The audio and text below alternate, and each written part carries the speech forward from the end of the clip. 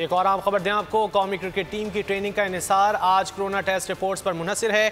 Training पर पाबंदी corona test reports पर हटाई जाएगी। न्यूजीलैंड अथॉरिटी की जानिब से बताया गया है ट्रेनिंग की इजाज़त मुतालिका हेल्थ अफसर से मशरूत होगी। न्यूजीलैंड अथॉरिटी की जानिब से यह भी बताया गया। इसी हवाले से बात कर लेते हैं मौलवी के नुमाइंदे एजाज वसीम से। एजाज, रिपोर्ट्स आएंगी उसके बाद ये डिसाइड होगा कि ट्रेनिंग करने देनी है या नहीं?